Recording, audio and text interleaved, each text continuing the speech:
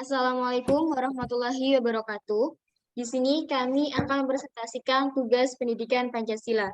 Sebelumnya kami dari kelas TPD 2022. Saya Sanitul Mesaro dengan NIM 099. Saya Dewi Rasawulan dengan NIM 100. Saya Nafisan Satul Khairia dengan NIM 101. Saya Rosaliana Eva Julia dengan NIM 102.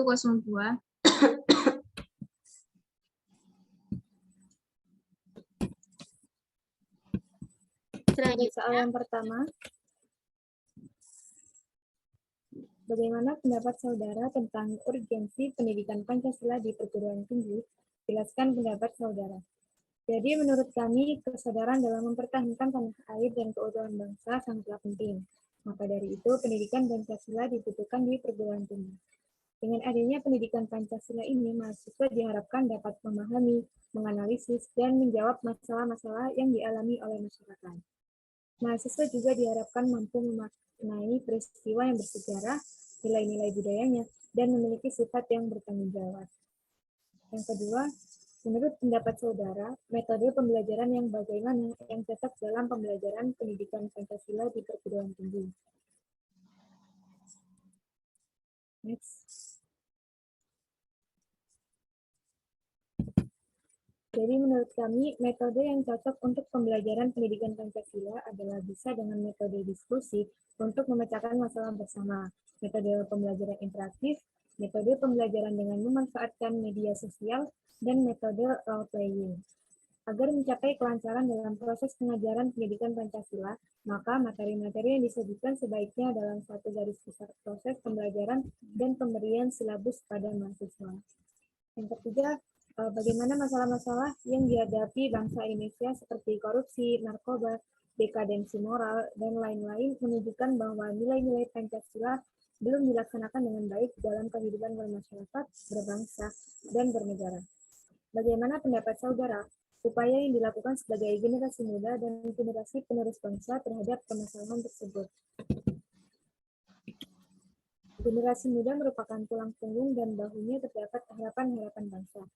Maka diperlukan upaya pencegahan agar generasi muda menjauhi sikap atau perilaku yang tercela ini seperti korupsi, narkoba, dekadensi moral, dan lain-lain. Upaya tersebut adalah dengan menunjukkan kesadaran hukum bagi generasi muda untuk berperilaku anti koruptif dan juga meningkatkan pendidikan karakter agar generasi muda lebih percaya diri dan mampu mengeksplorasi hal positif yang jauh dari penyalahgunaan narkoba dan dekadensi moral. Selanjutnya akan dilanjutkan oleh teman saya.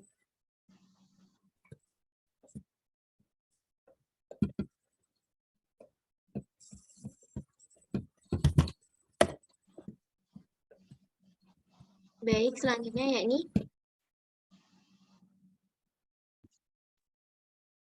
bagaimana menurut pendapat saudara menjadi seseorang yang Pancasila?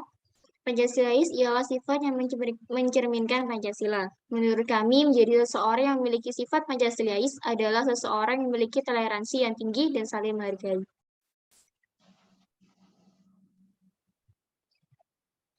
Dalam Pancasila, kita diajarkan untuk saling menghargai perbedaan mulai dari perbedaan agama, ras, suku, budaya, dan bahasa. Dikarenakan negara Indonesia terdiri dari puluhan bahkan hingga belasan ribu yang pasti memiliki perbedaan-perbedaan. Kemudian, latihan soal halaman 50. Nilai luhur apa saja yang dapat dilestarikan dalam Pancasila? Sila pertama, harus dikembangkan sikap hormat dan menghormati dan bekerja sama antara pemeluk agama dan penganut kepercayaan dalam semangat membina kerukunan hidup di antara sesamanya.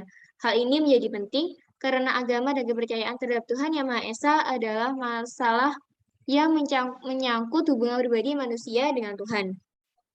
Oleh karena itu, maka harus juga dimilikinya sikap saling menghormati kebebasan dalam menjalankan ibadah sesuai dengan agama dan kepercayaannya masing-masing, dengan tidak memaksakan kehendak suatu agama dan kepercayaan terhadap Tuhan Yang Maha Esa kepada orang lain. Sila kedua, mengakui persamaan derajat, persamaan hak dan kewajiban setiap manusia dengan tanpa membedakan suku, keturunan, agama, kepercayaan, jenis kelamin, kedudukan sosial, warna kulit, dan sebagainya adalah sikap yang harus dimiliki. Kemudian sila ketiga, Sila ketiga dari Pancasila mengandung arti bahwa bangsa Indonesia harus mampu menempatkan unsur persatuan, kesatuan, serta kepentingan dan keselamatan bangsa dan negara sebagai kepentingan bersama di atas kepentingan pribadi dan golongan.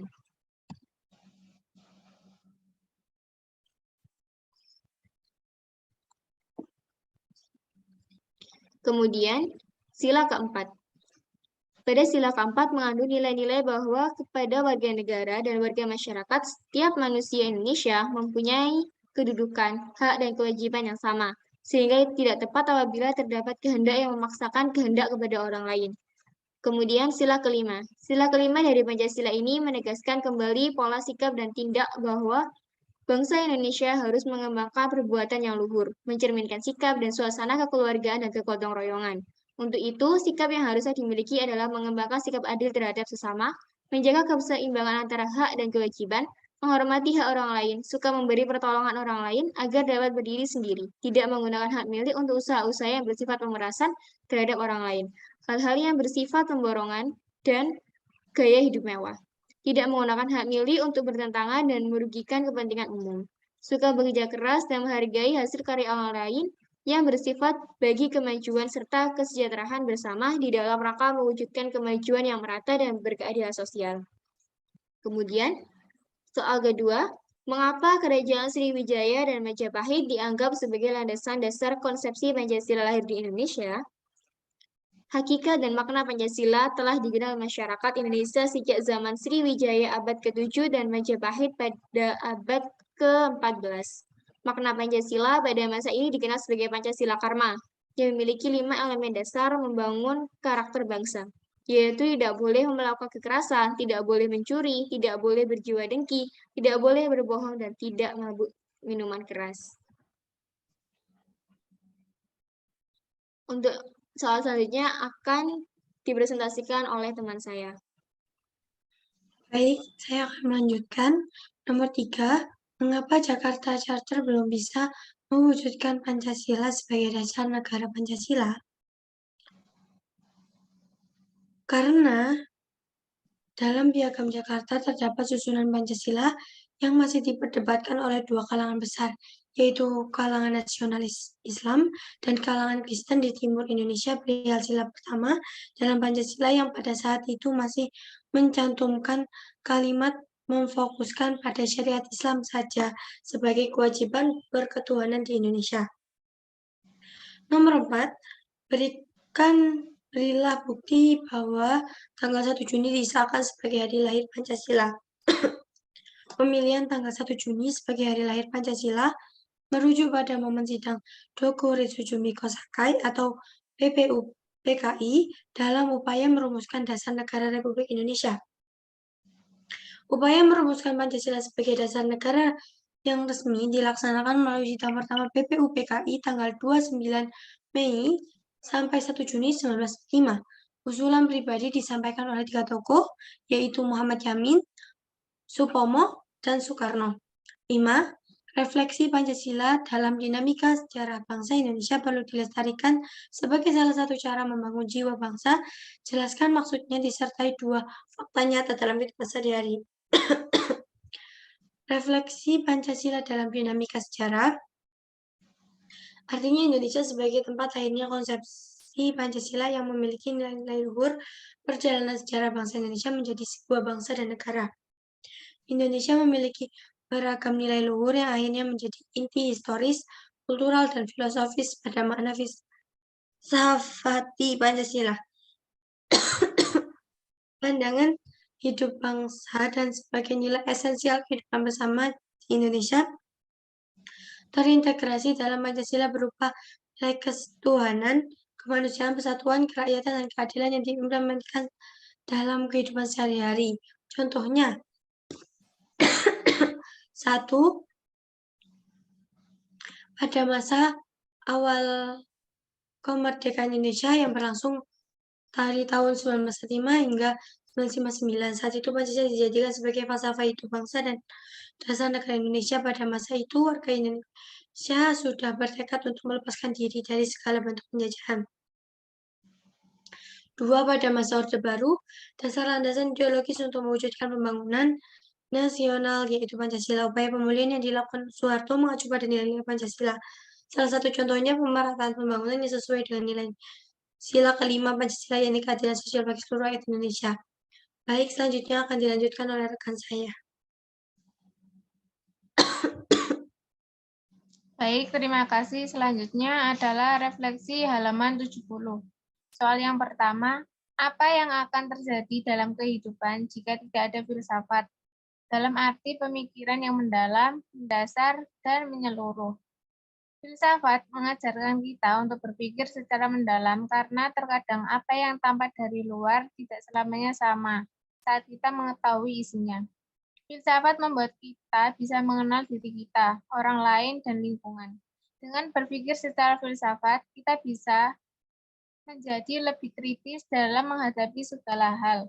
Lalu, jika filsafat tidak ada, mungkin saja banyaknya perpecahan atau pertengkaran karena banyak menghakimi. Dengan berpikir filsafat, kita bisa merenungkan dulu apakah itu benar-benar salah atau sebaliknya.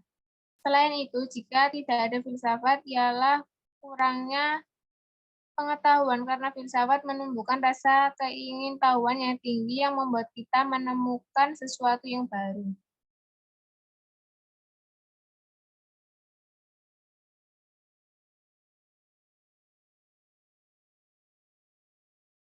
Yang kedua, apa yang mungkin terjadi jika Indonesia tidak memiliki Pancasila? Pancasila ialah nilai-nilai yang sudah tertanam sejak dulu. Rumusan Pancasila didasari dari perilaku dan nilai yang sudah ada dan mengakar dalam masyarakat Indonesia. Pancasila menjadi pedoman dasar pandangan hidup bagi masyarakat Indonesia. Setiap hal yang menjadi ancaman perpecahan bagi Indonesia biasa diatasi dengan nilai-nilai dalam Pancasila. Jika bisa dibayangkan, jika Pancasila tidak ada, maka keadaan Indonesia tidak akan damai dan memiliki persatuan dan kesatuan karena kunci dari persatuan dan kesatuan ini terletak pada nilai-nilai Pancasila yang harus diterapkan oleh masyarakat Indonesia. 3. Apakah yang terjadi jika dalam kehidupan bermasyarakat, berbangsa, atau bernegara ada nilai yang disepakati dan dijunjung tinggi secara bersama-sama? Kehidupan bermasyarakat melibatkan banyak orang dan komponen yang berbeda. Hal tersebut pasti menimbulkan perbedaan. Jika tidak ada nilai yang disepakati dan dijunjung tinggi, maka setiap orang dan masyarakat tersebut bertindak semena-mena atau egois. Karena mereka akan melakukan apa yang mereka kehendaki tanpa menghiraukan sekitarnya. Maka kehidupan tidak akan berjalan dengan baik karena tidak ada nilai yang disepakati dan dijunjung tinggi, maka seseorang akan bertindak semaunya.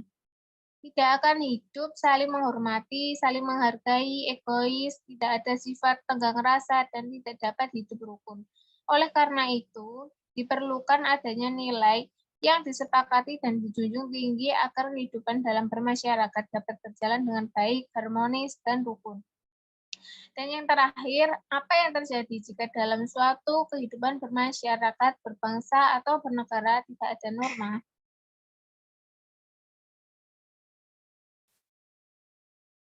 Jawabannya, norma sosial adalah pedoman untuk bertingkah laku dalam masyarakat. Jika suatu masyarakat tidak memiliki norma, tentu hal yang pasti terjadi adalah kekacauan. Karena masyarakat tidak memiliki kendali dalam bertindak yang menyebabkan terjadinya kebebasan dalam berperilaku, sewenang-wenang, dan banyak merugikan diri sendiri maupun orang lain. Tanpa norma, kejahatan dan kriminalitas akan terus berkembang tanpa rasa penyesalan dari para pelakunya. Sehingga sangat pentingnya para norma dalam aktivitas masyarakat. Baik, sekian presentasi dari kelompok kami. Apabila ada salah kata, kami mohon maaf. Wassalamualaikum warahmatullahi wabarakatuh.